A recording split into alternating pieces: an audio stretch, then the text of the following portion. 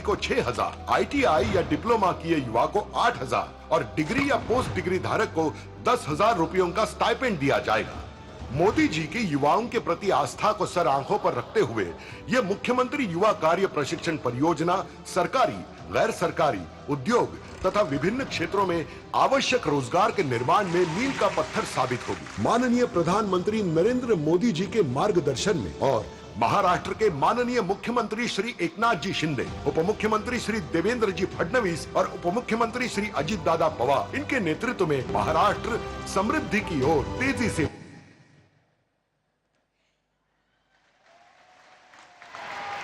इस उपहार के लिए बहुत बहुत धन्यवाद। देवी और सज्जनों, राष्ट्र की उन्नति के लिए दिन रात एक करने वाले, देश की छवि अंतर्राष्ट्रीय स्तर पर उजागर करने वाले कर्मयोगी विकास पुरुष भारत के प्रधानमंत्री माननीय श्री नरेंद्र मोदी जी से मैं आग्रह करती हूं कि आज के इस अत्यंत आनंद के तथा महत्वपूर्ण अवसर पर वे अपनी ओजस्वी वाणी तथा बहुमोल विचारों से हमें अनुग्रहित करें।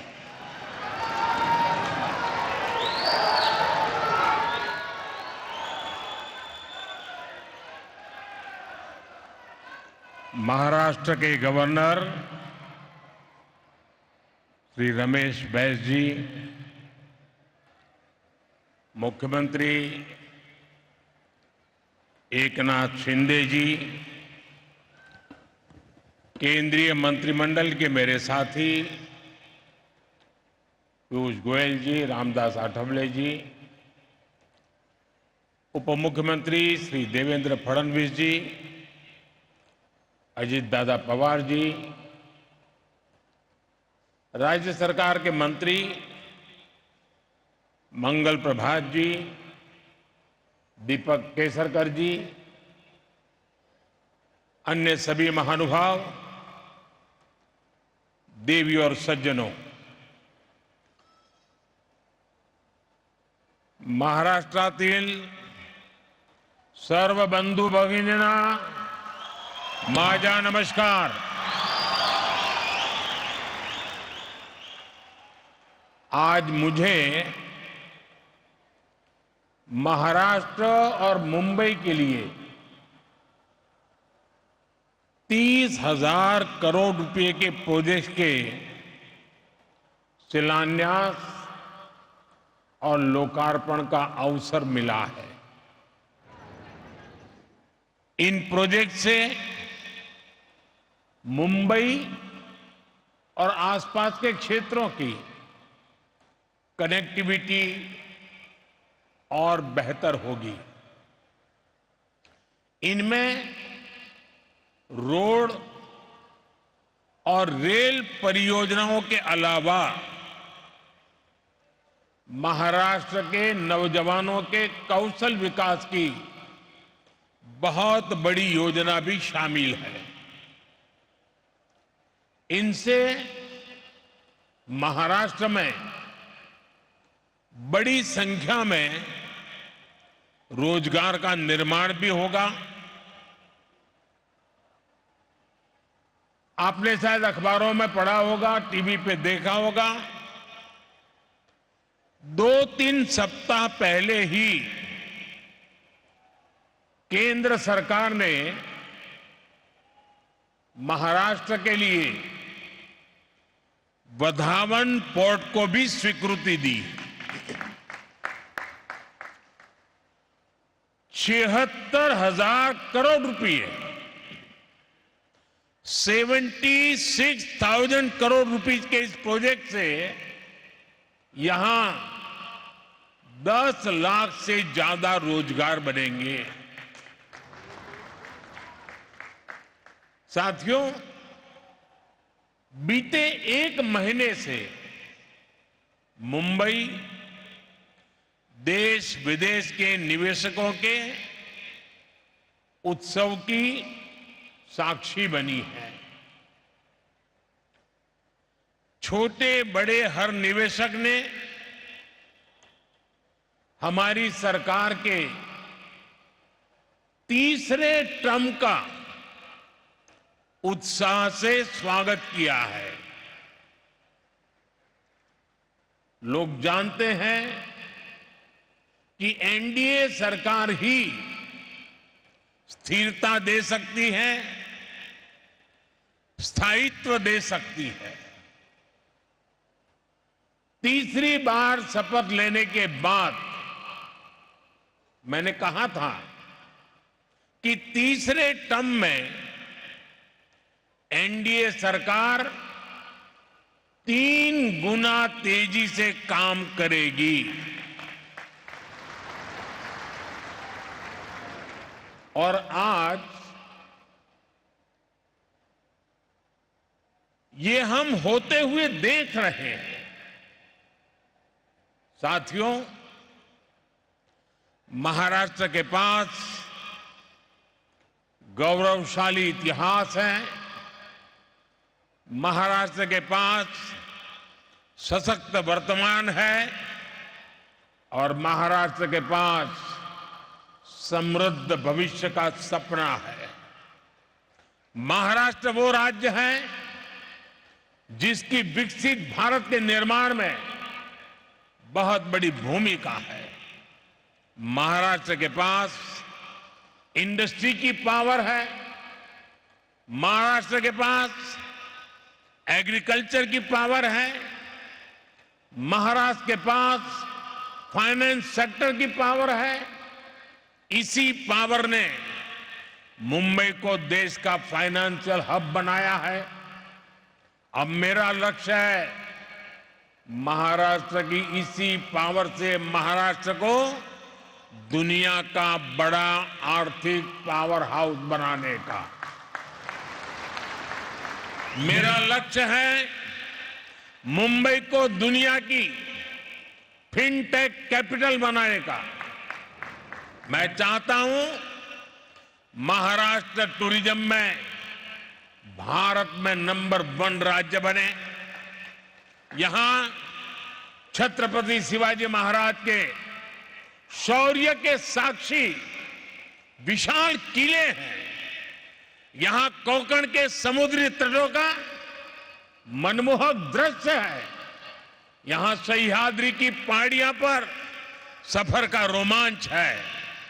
यहां कॉन्फ्रेंस टूरिज्म और मेडिकल टूरिज्म की अपार संभावनाएं हैं। भारत में विकास की नई गाथा लिखने जा रहा है महाराष्ट्र, और हम सभी इसके सहयात्री हैं। आज का ये कार्यक्रम महायुति सरकार के इन्हीं लक्ष्यों को समर्पित है। साथियों, 21वीं सदी के भारत की आकांक्षाएं, भारत के एस्पिरेशंस इस समय बहुत ऊंचे स्तर पर हैं। इस सदी के करीब करीब 25 साल बीत चुके हैं। देश की जनता लगातार तेज विकास चाहती है। अगले 25 वर्ष में भारत को विकसित बनाना चाहती है, और इसमें मुंबई की, महाराष्ट्र की भूमिका बहुत बड़ी है। महाराष्ट्र में, मुंबई में सबका जीवन स्तर सुधरे, यहां क्वालिटी ऑफ लाइफ बेहतरीन हो, यह हमारा ध्येय है। इसलिए मुंबई के आसपास के क्षेत्रों की कनेक्टिविटी को बेहतर करने का प्रयास किया जा रहा है।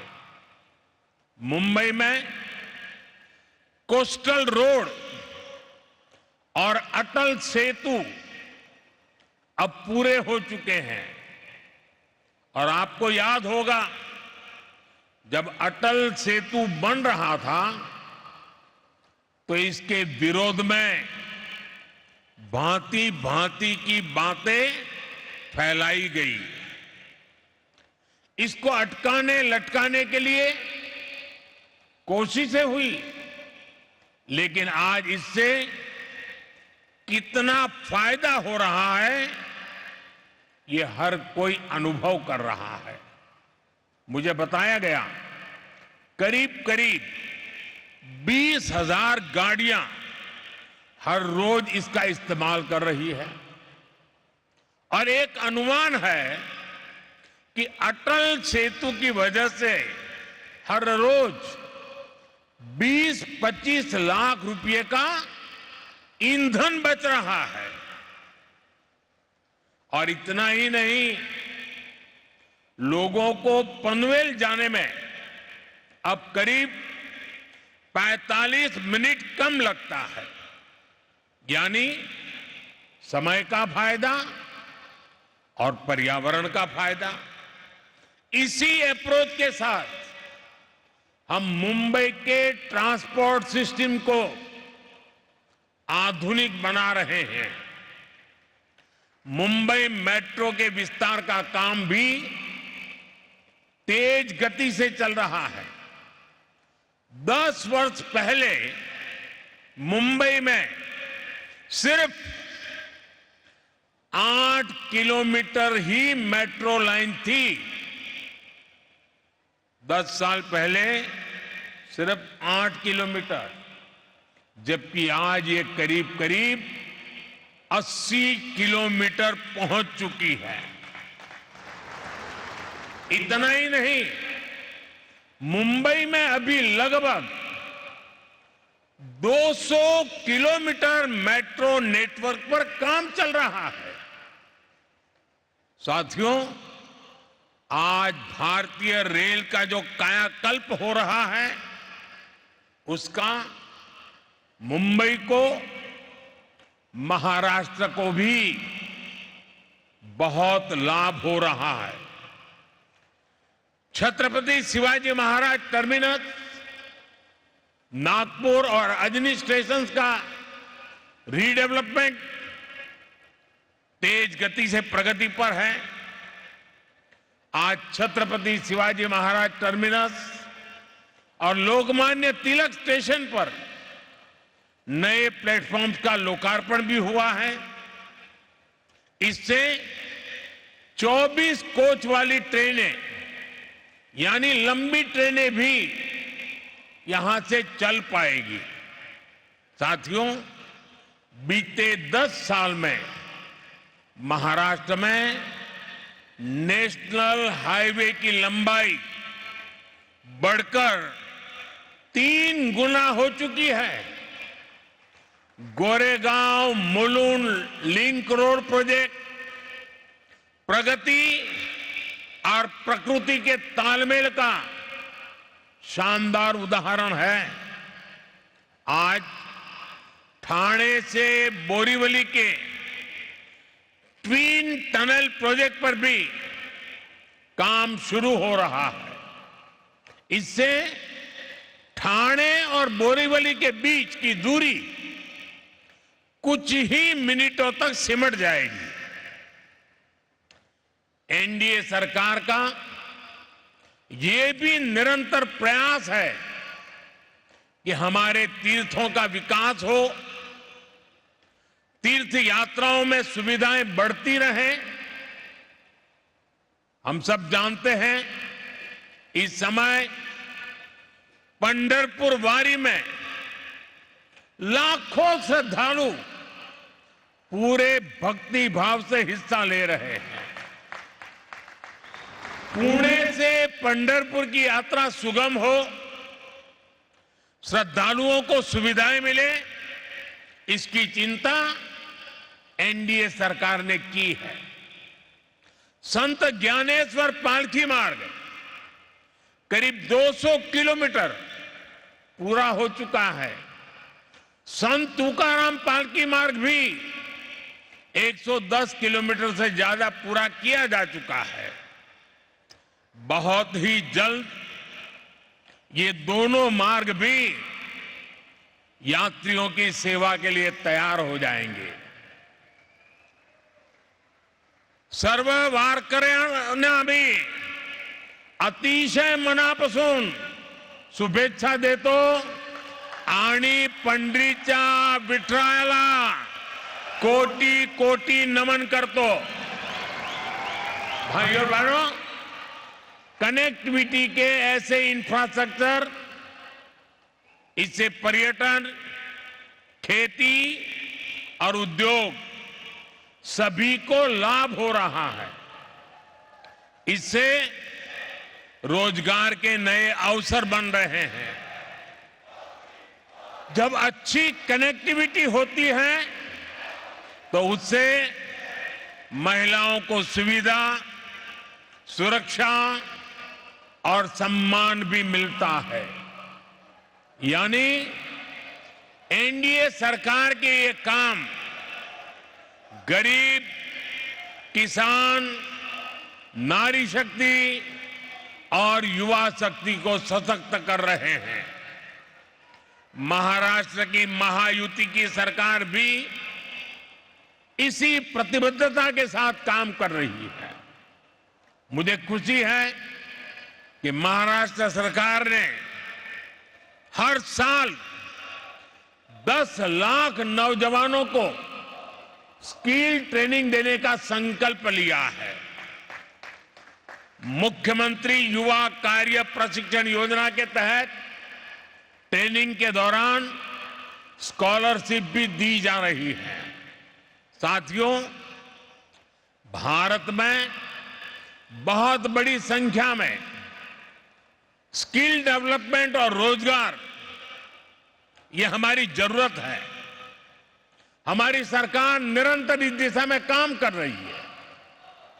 बीते 4-5 साल के दौरान कोरोना जैसे महासंकट के बावजूद भारत में रिकॉर्ड रोजगार बने हैं। हाल में आरबीआई ने रोजगार पर एक विस्तृत रिपोर्ट जारी की है। इस रिपोर्ट के अनुसार बीते 3-4 सालों में देश में लगभग 8 करोड़ नए रोजगार मिले हैं। इन आंकड़ों ने रोजगार को लेकर झूठे नैरेटिव गढ़ने वालों की बोलती बंद कर दी है। ये झूठे नैरेटिव वाले निवेश के दुश्मन हैं, इंफ्रास्ट्रक्चर निर्माण के दुश्मन हैं, भारत के विकास के दुश्मन हैं। इनकी हर नीति युवाओं से विश्वासघात और रोजगार को रोकने वाली है। और अब इनकी पोल खुल रही है। भारत की समझदार जनता इनके हर झूठ, हर प्रपंच को नकार रही है। जब कहीं पुल बनता है, रेलवे ट्रैक बनता है, सड़क बनती है, लोकल ट्रेन का डिब्बा बनता है, तो किसी न किसी को रोजगार मिलता ही है। भारत में जैसे जैसे इंफ्रास्ट्रक्चर निर्माण की गति तेज हो रही है, रोजगार निर्माण की गति भी बढ़ रही है। आने वाले समय में नए निवेश के साथ ये अवसर और ज्यादा बढ़ने वाले हैं। साथियों, एनडीए सरकार के विकास का मॉडल वंचितों को वरीयता देने का रहा है। जो दशकों से अंतिम पंक्ति पर रहे हैं, उनको हम प्राथमिकता दे रहे हैं। नई सरकार के शपथ लेते ही हमने गरीबों के लिए पक्के घर और किसानों से जुड़े बड़े फैसले लिए हैं। अभी तक 4 करोड़ गरीबों को पक्के घर मिल चुके हैं। आने वाले सालों में 3 करोड़ और गरीब परिवारों को पक्के घर मिलेंगे। इनमें महाराष्ट्र के भी लाखों गरीब, दलित, पिछड़े, आदिवासी परिवार शामिल है। एक अच्छा आवास हर परिवार की जरूरत ही नहीं, बल्कि उसकी गरिमा से भी जुड़ा है। इसलिए हम शहरों में रहने वाले गरीब और मध्यम वर्ग दोनों के घर का सपना पूरा करने में जुटे हैं। साथियों, रेहड़ी फुटपाथ वाले साथियों को भी गरिमापूर्ण जीवन मिले, ये हमारा कमिटमेंट है। इसमें स्वनिधि योजना बहुत काम आ रही है। इस योजना के तहत अभी तक 90 लाख लोन स्वीकृत किए जा चुके हैं। इसमें से करीब 13 लाख लोन यहां महाराष्ट्र के साथियों को मिले हैं। मुंबई में भी रेहड़ी पटरी लगाने वाले 1.5 लाख साथियों को स्वनिधि योजना का लाभ मिला है। बैंकों से मिल रही स्वनिधि की मदद इनके कारोबार को मजबूत कर रही है। और एक स्टडी कहती है कि जो लोग भी स्वनिधि योजना से जुड़े हैं, उनकी हर महीने कमाई करीब 2,000 रुपये तक बढ़ गई है। मतलब साल में 20-25 हजार रुपया अतिरिक्त कमाई बढ़ी है। साथियों, स्वनिधि योजना की एक और विशेषता का मैं जिक्र आपसे करना चाहता हूं। इस योजना के तहत लोन लेने वाले मेरे रेहड़ी पटरी ठेले वाले भाई बहन जो लोन ले रहे हैं, वो ईमानदारी से पूरा का पूरा लोन लौटा भी रहे हैं। और ये है मेरे गरीब का स्वाभिमान, ये है मेरे गरीब भाई बहनों की शक्ति। और आप ये जानकर हैरान रह जाएंगे कि स्वनिधि के लाभार्थी अब तक 3.25 लाख करोड़ रुपए का डिजिटल लेन देन कर चुके हैं। यानी ये डिजिटल इंडिया को भी अपने काम से बल दे रहे हैं, भारत को नई पहचान दे रहे हैं। साथियों, महाराष्ट्र ने भारत में सांस्कृतिक, सामाजिक और राष्ट्रवाद की चेतना का भी संचार किया है। छत्रपति शिवाजी महाराज, बाबा साहब आंबेडकर, महात्मा ज्योतिबा फुले, सावित्रीबाई फुले, अण्णा भाऊ साठे, लोकमान्य तिलक, वीर सावरकर, ऐसी अनेक अनगिनत महान संतानों की विरासत यहां की धरती में है। महाराष्ट्र की महान संतानों ने जिस प्रकार के समृद्ध समाज, जिस प्रकार के सशक्त राष्ट्र की कल्पना की थी, हमें उस दिशा में ही आगे बढ़ना है। हमें याद रखना है कि सद्भाव और सौहार्द में ही समृद्धि का रास्ता निहित है। इसी भावना के साथ एक बार फिर इन विकास कार्यों के लिए आप सबको बहुत बहुत बधाई, बहुत बहुत धन्यवाद। भारत माता की, भारत माता की, भारत माता की, बहुत बहुत धन्यवाद। आपका संबोधन प्रेरणा के स्रोत की पूंजी के रूप में बरकरार रहेगा। मैं हृदय की गहराइयों से आपके प्रति आभार प्रकट करती हूँ। धन्यवाद।